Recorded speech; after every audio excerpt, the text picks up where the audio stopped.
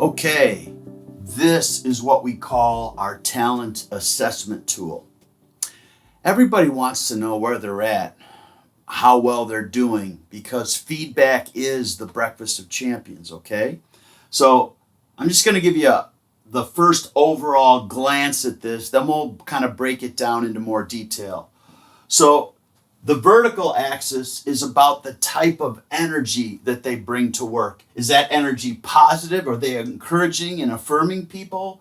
Or are they criticizing and complaining? Okay, so this is about energy. This, the horizontal axis, is all about how well they're doing their job, how well they perform. Okay, so you can see the A+ players or your superstars, they're at an 8 level on the performance scale, and they're 8 or better with the type of energy they bring.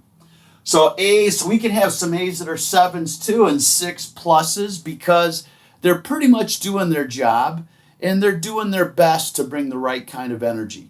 Okay? So ideally we want to have all A's because A's make the world go round. They bring the right kind of energy, they do their job well, they're great teammates. Now let's go over to B. So the B's, they're bringing the right kind of energy. They just don't really understand how to perform in their job well enough yet. So these, with some training, we could cue them up and hopefully move them over to the A box and potentially even the A+ box. Now let's go to the D box. Here's the problem with the D's. These people are not bringing the right type of energy to work, and they're not doing their job well. And if they're left in that state, they really start to suck the energy out of the rest of the people on the team. Now, to be fair to them, nobody wants to be a D. And the reason they could potentially be in that box is because they haven't had the time and attention that they need so they can be a B or an A. So remember, here's one key thing about being a leader. All of the problems in the business start with leadership. They're the leader's fault. So we have to make sure we're mature adults and we can take responsibility because these people need coaching. They need feedback. So with these D's, we want to try and coach them up to be B's or A's or help them find another job because this is probably not a good fit for them. And D's, man, I'm telling you, if you keep them, they will tend to hurt the morale of the rest of the team. Okay? And now let's look at our C's. So C's, look, they're performing well. But the bad part is they're bringing the big energy. Some people would say they will threaten, man, I dare them to fire me because I do my job so well. Look, nobody wants to be a C either. They really want to be an A. They want to be a superstar.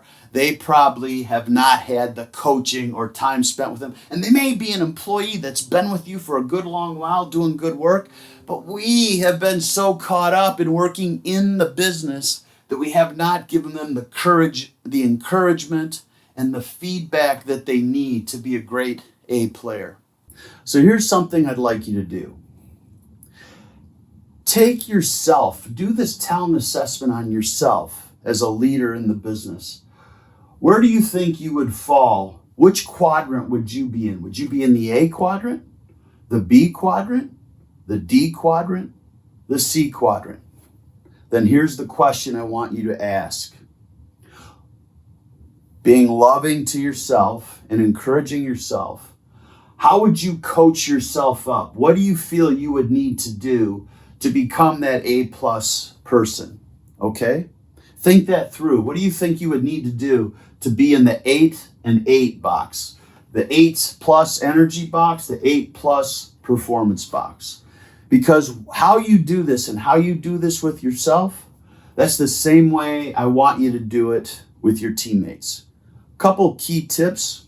It's always good to ask questions to your people. Ask questions. Don't dictate, direct. Ask them good questions and help them think through what they need to do to improve to become an A or an A+. And those are the tips for Talent Assessment Tool.